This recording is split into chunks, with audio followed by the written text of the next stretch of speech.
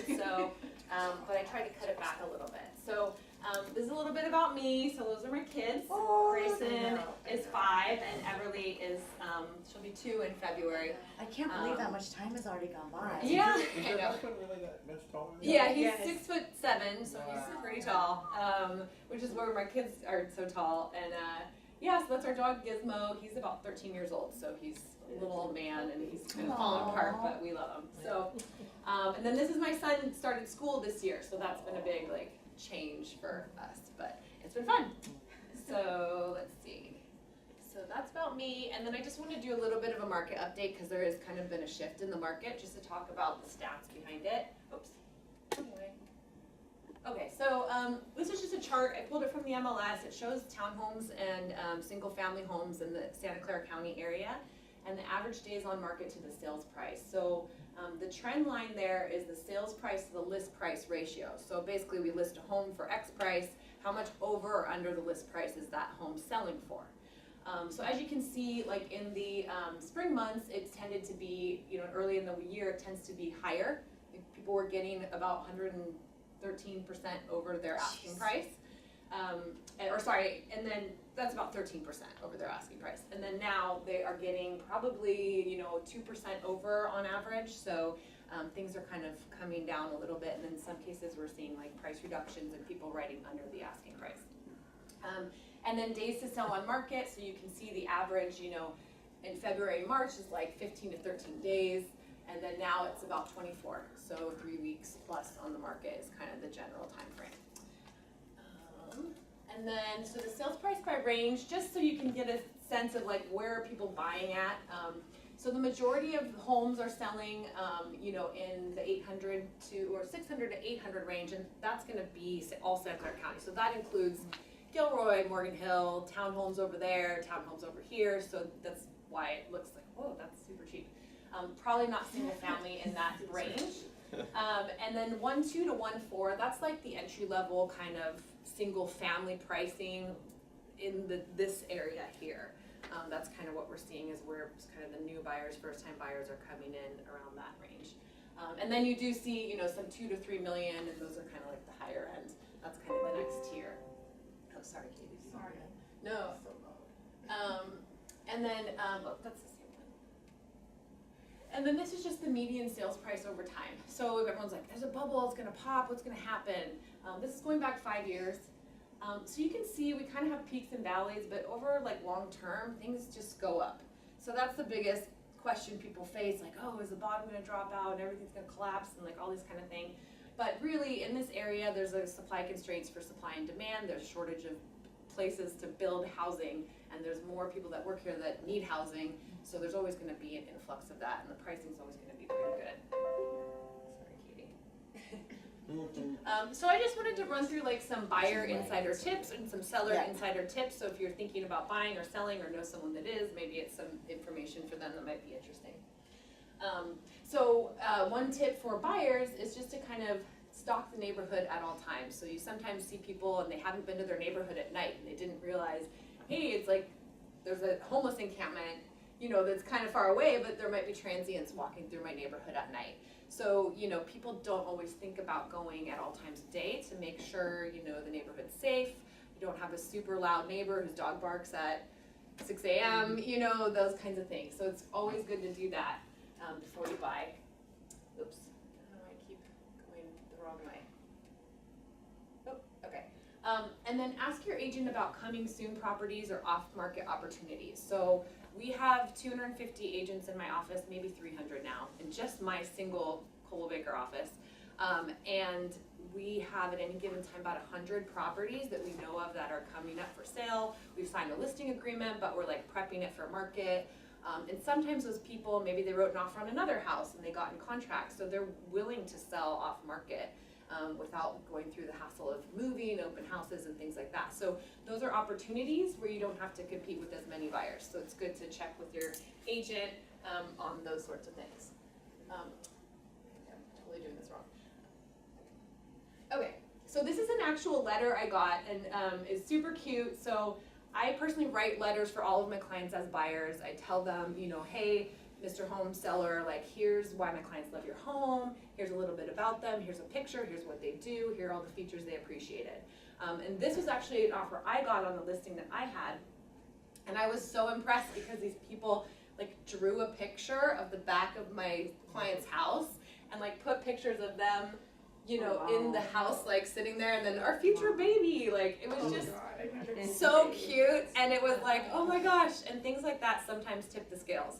So it's good to think outside the box when it comes to that stuff, and like you never know, somebody might have lived there 30 years and like they could choose your lower price over someone's higher price because you're, you know, a family or whatever it is, or you like dogs or whatever the case may be. Did you sell to them? We didn't actually. Oh. I know, it's sad. It's a sad. We did, my clients, they were in contract on a home in Carmel for purchase, and so they had a cash buyer that could close in 8 days.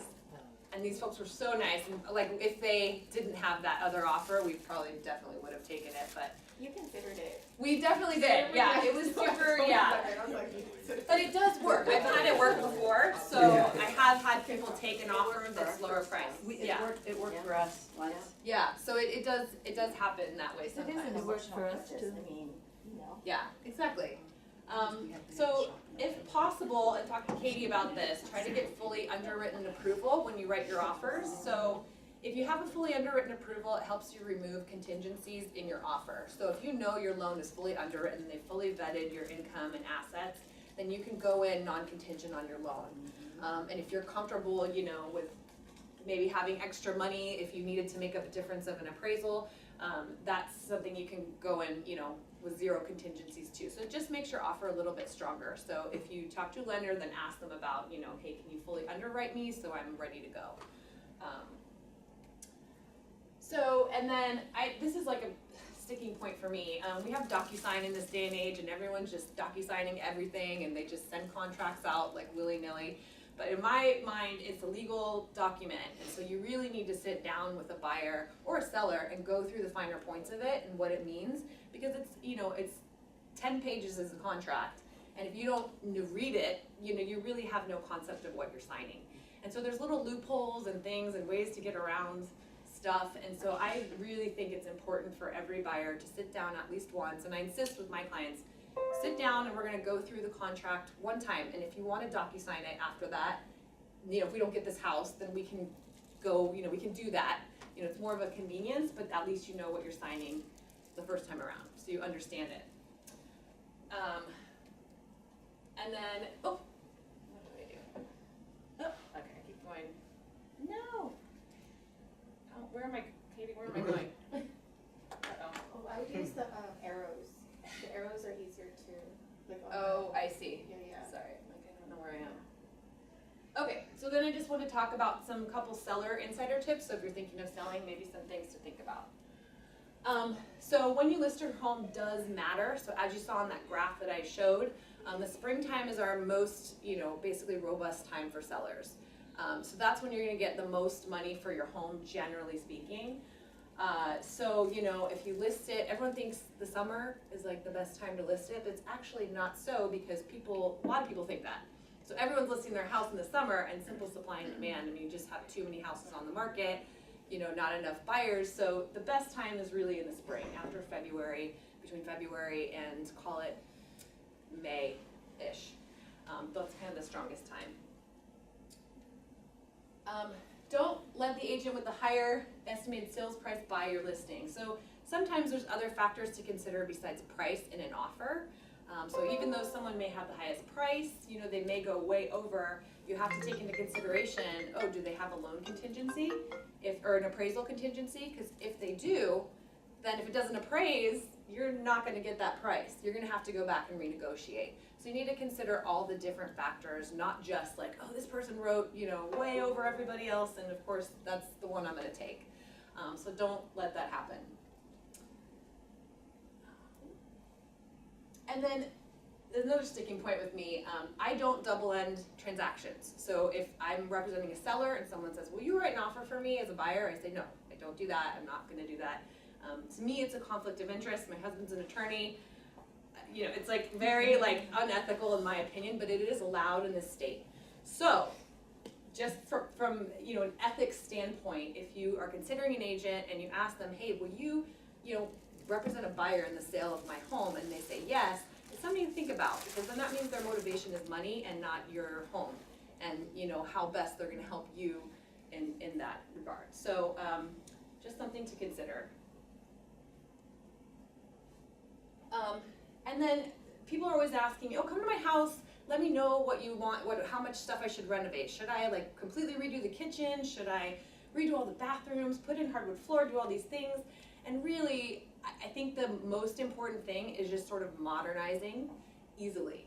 So if you're an investor and you're trying to flip a property and make the profit, a huge profit, and you have the ability to kind of, you do this all the time, and you can have materials that are cheap and labor that's cheap, then maybe that makes sense for you. But the general homeowner who's selling their house, you shouldn't need to completely renovate a bathroom, completely renovate the kitchen, maybe just modernizing. So painting cabinets white or gray is very popular right now.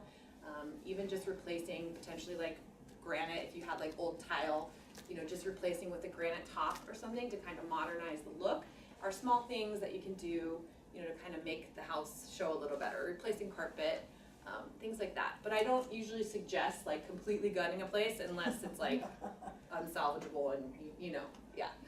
Nicole, can you go back one? Because Yeah. I didn't understand this one. Yeah. Should agent, if they represent a buyer, what does that mean? So what happens is a lot of times, Oh. a lot of agents are shady, and they're perfectly allowed to do it, but they'll I'll be at an open house, and it happens to me a lot. People will be, oh, will you write me an offer? Because they think if they work with me as the listing agent, I'm motivated to get their offer accepted because I'm going to get both commissions. So in my mind, if someone's willing to do that, it means they're not looking out for you. They're looking out for how much commission they're going to make.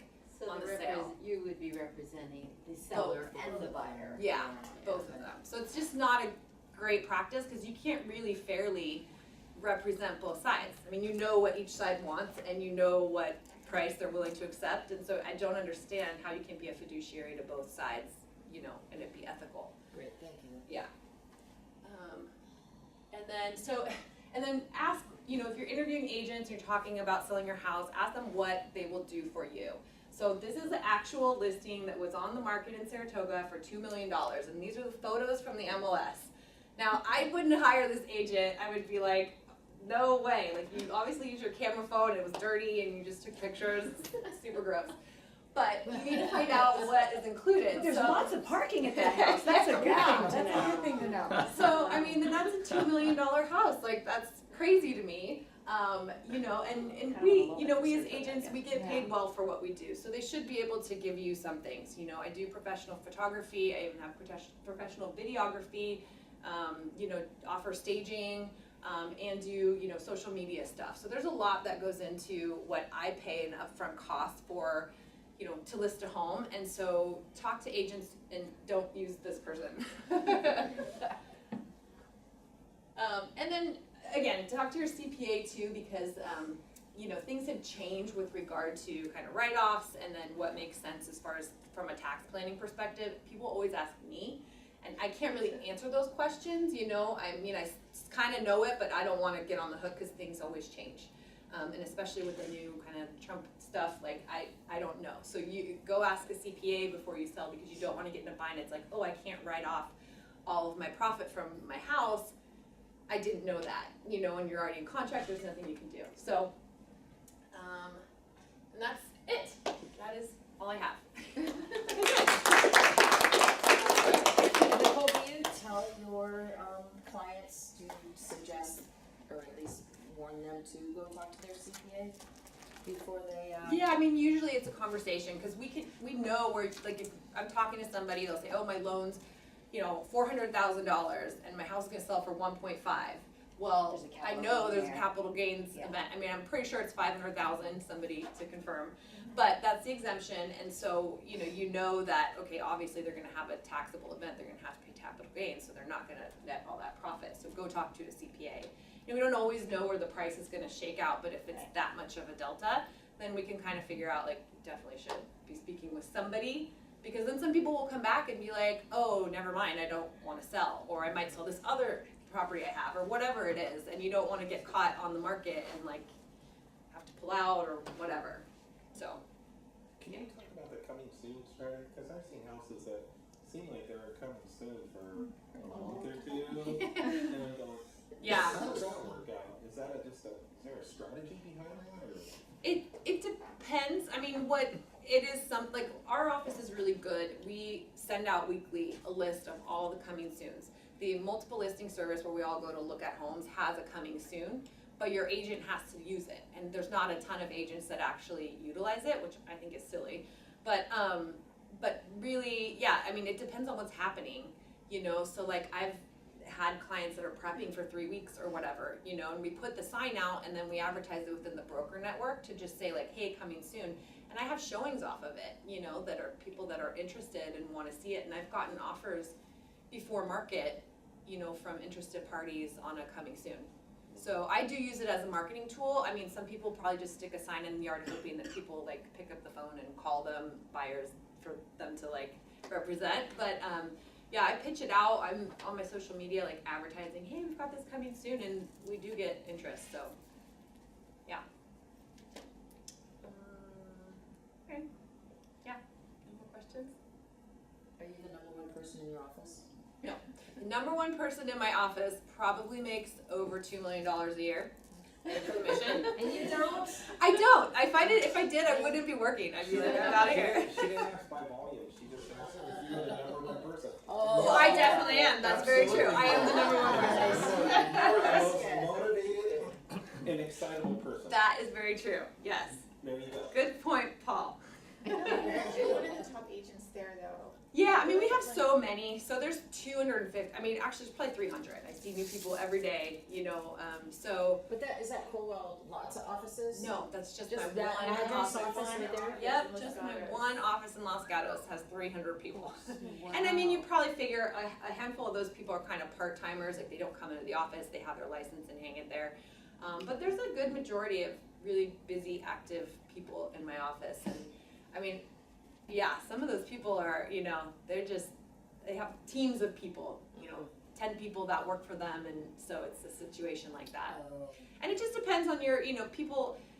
I personally would want, you know, me to do the open house if I'm who you hired. But there's some people that have a ton of people that work for them, and they say, okay, well, I met you and signed a listing agreement, but now you're never going to see me again, and now Joe Blow over here is going to be the one to hold your house open and negotiate everything. And you're like, That "Wait." happened to me. Yeah, I was pissed. yeah, it's like one of Because those I things really that you liked don't- the guy, and then all of a sudden I got douchebag, so I'm like. Yeah, so like that's not what I signed up I'm sure for. he's a lovely person outside of the work. Yeah. Yeah. Yeah, but so that does happen sometimes, so, I mean, I think and you ask those That is a questions. technical term, right? But it's good to ask, like, are you gonna do the That's open the houses? official title. You know? Sorry, guys. So somebody actually negotiates, one of their lackeys actually negotiates the contract or writes the contract. I figured somebody, douchebag or whoever, does the open house, and then Yeah. you, or the actual Agent, agent writes a contract and delivers it to the buyer, no, or to the seller, no? Well, there's different ways that people work. Everyone Like, does a different sometimes, team, yeah. sometimes you have people that they'll be just the listing agent, and then they'll have teams of buyers agents, because they don't wanna take around buyers, right? Like, they're like, oh, it's too much work to show them a bunch of houses and the waste of time and whatever. So they have kind of people that they just Yeah. feed business to That's that will take them terrible. around. So in buyers, it works sometimes that way, but then sellers, like listing agents will have people that, will hold the open houses for them, and then even sometimes, negotiate the contracts depending, on what. Then that's not even your agent anymore. Yeah. It's like, Wow. and so, I mean, it happens a lot. Yeah, So what we do you see think- teams of people with a bunch of people, that's kind of their And general. the agent sharing his commission mentality. obviously by paying his people, right? I mean. Well, kind of. He probably Yeah, pays the them a different wage. ways to structure it. Sometimes they get like a fee, like a $500 or whatever, like a Right. solid fee However every many time they houses close you- or right. whatever. So I don't know, but yeah, it's just kind of I mean, it's just not great if you think you signed up to have somebody represent you, Yeah. and then like they're not the person that Right. represents you. So How do you feel about open houses? I've heard a lot of different feelings, like it's really not for the person, it's really for the agent to meet possible yeah, people who are looking, and it really doesn't do anything for you to sell your home. I mean How it's do a you feel about that? I mean, I think it does, with regard to the home being open and available for people to tour, right? Like, so there's just set time for people to come by. And I'd say that 90% of the time I sell representing the seller, I sell a house, it's somebody that came through an open house. 90%? Yeah, and then I also see them come back. So like, I just closed yesterday on this really cute rose garden home, and the guys came back 4 times.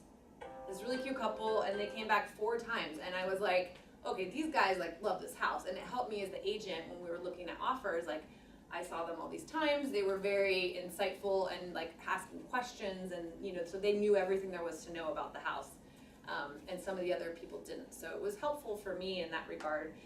There are agents that do use it as like an opportunity to kind of follow someone around a house and be like, hey, like, Yeah. you know, and try to get clients, but I don't know, I'm not like a salesy person, so that's not really my thing. And yeah, I mean, I think the point of it, like when I host my open houses, I have a professional video, I have it playing, you know, on a loop, like playing so everyone can see the features of the home, and then I have, you know, food out there and all kinds of stuff, and I'm really just there to kind of host it. And if people have questions, they can come to me, but I'm definitely not like You're not bugging people. Yeah, following it. yeah. Do you ever have anybody stand in for you at an open house, or do you always do your own?